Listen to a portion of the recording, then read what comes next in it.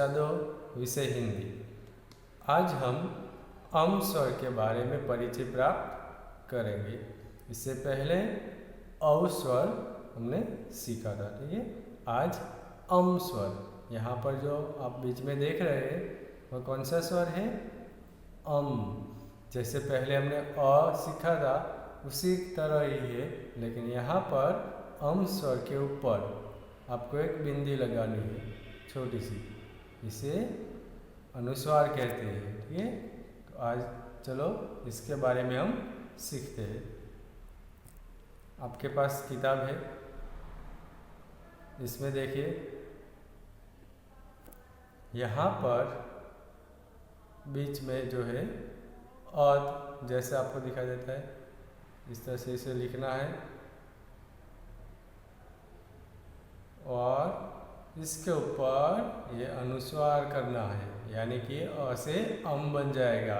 जैसे हमने अ सीखा था बिल्कुल वैसे ही है, इसलिए आपको बहुत ही आसानी से आप लिख सकते हैं कि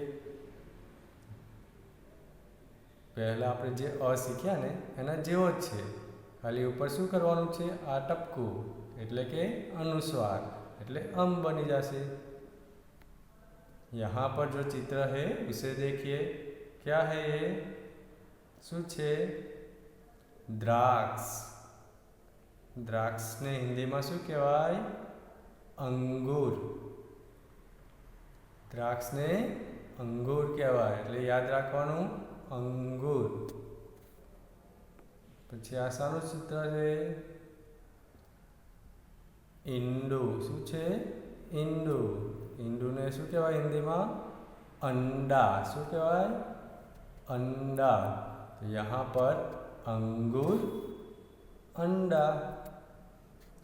अब अम स्वर की मात्रा यानी कि अनुस्वार, ये छोटा सा जो आपको दिखाई देता है,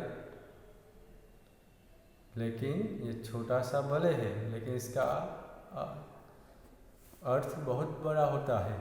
जैसे कि यहाँ पर अनुस्वार है, अंगूर में अ के ऊपर अनुस्वार, इसे निकाल देंगे तो अगूर, पूरे शब्द का अर्थ ही बदल देगा।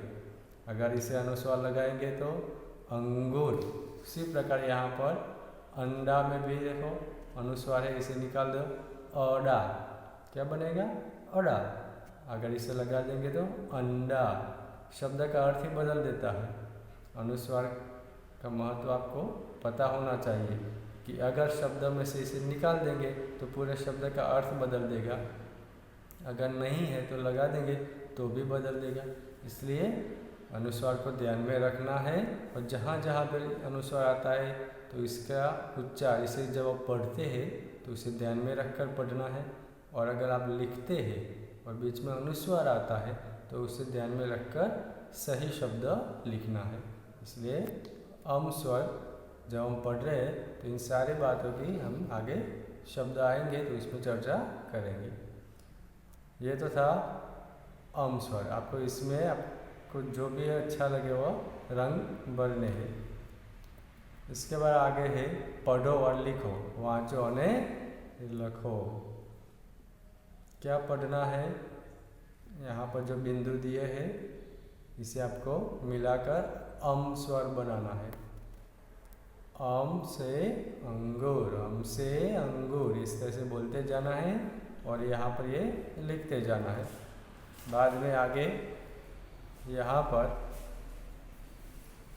जो खाली जगह है उसमें आपको क्या लिखना है? अम स्वर लिखना है, ठीक है। अम कैसे? अम से अंगूर, अम से अंगूर, अम से अंगूर, अम से अंगूर। इस तरह से आपको अच्छे अक्षरों से सभी जगह पर लिखना है, ठीक है। अब आगे है,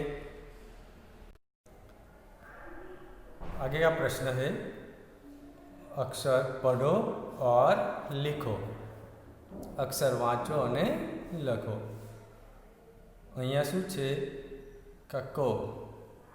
हिंदी में इन्हें कहवाय वर्णमाला, व्यंजन की वर्णमाला।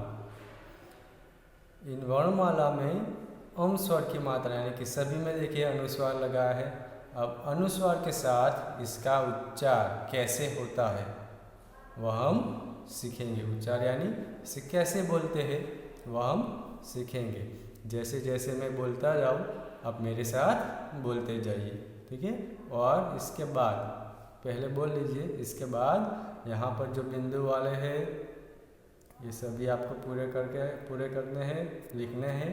और यहाँ पर नीचे भी फिर से लिखना है।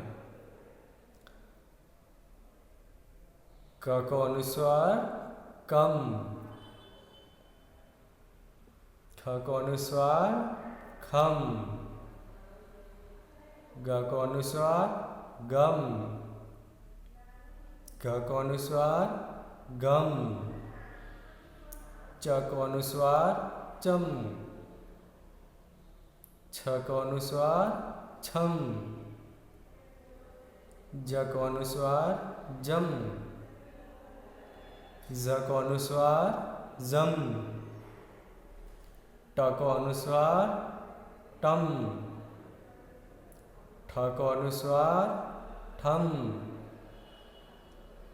ड को अनुस्वार डम, ढ को अनुस्वार डम, न को अनुस्वार नम,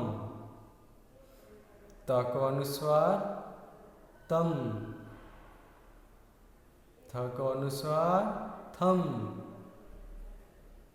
द को अनुस्वार दम, द को अनुस्वार दम,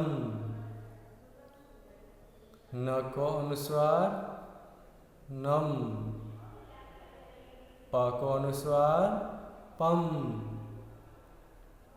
फ को अनुस्वार फम, ब को अनुस्वार बम,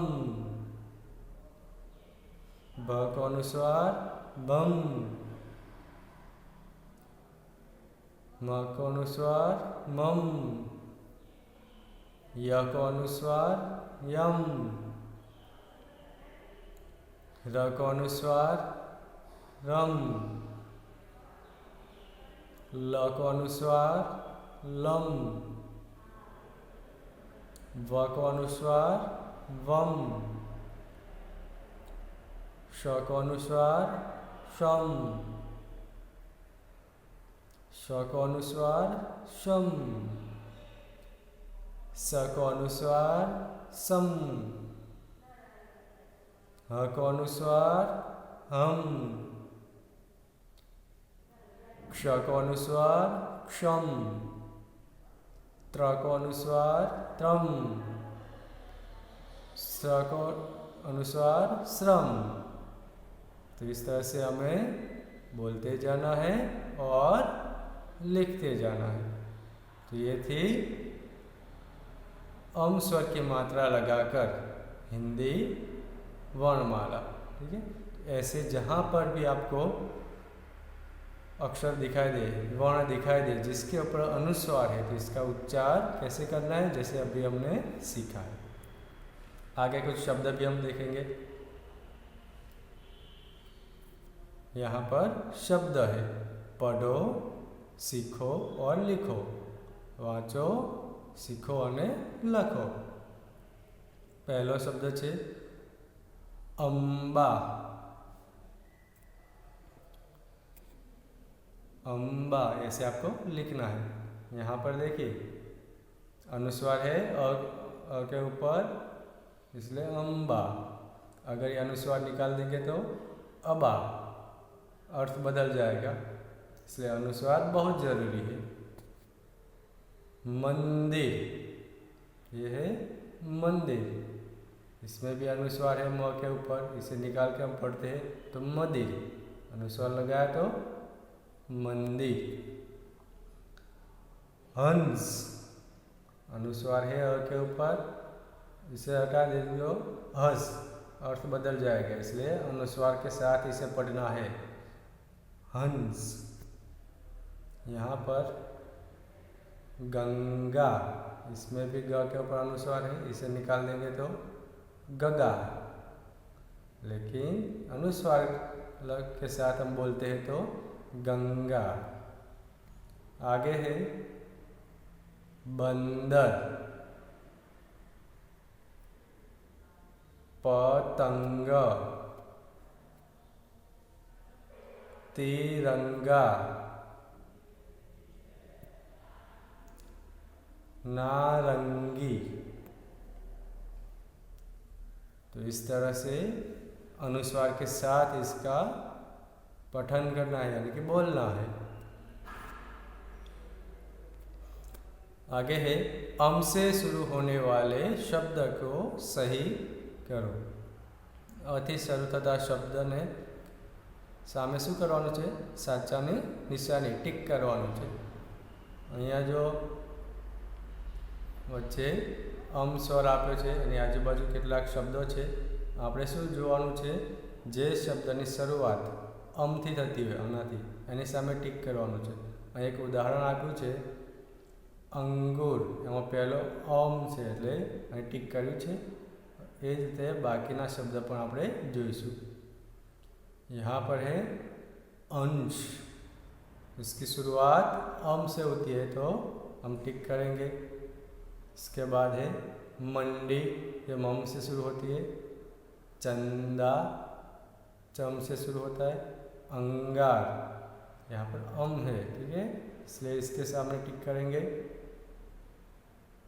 कंघा कंग से शुरू होता है, इसलिए यहाँ पर अनुस्वार नहीं करना है, यहाँ पर टिक नहीं करनी है। तो यहाँ पर 3 शब्द होंगे, अंगूर, अंश और अंगार, जो अम से शुरू होते हैं, इसलिए तीनों में हमें टिक करना है। आगे है अम को तीर की दिशा में पढ़कर शब्द बनाओ। अમને તીરની દિશામાં વાંચીને શબ્દ બનાવવાનો છે। અહીંયા છે અમ, એની સામે 6 તીર બનાવેલી છે। આપણે દરેક સાથે અમ જોડવાનો છે, એટલે કે તીરની દિશામાં વાંચવાનું છે। જેમ કે અમ એટલે કે અંડા,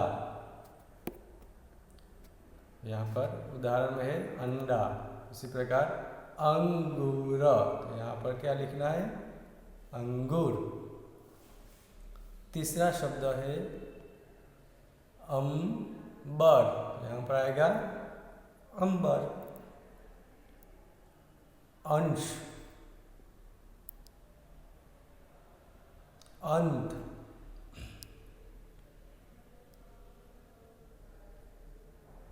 इसके बाद अंदाज। तो इस तरह से हमें तीर की दिशा में पढ़ना है और शब्द बनाना है, और सामने जो बॉक्स है उसमें लिखना है, ठीक है।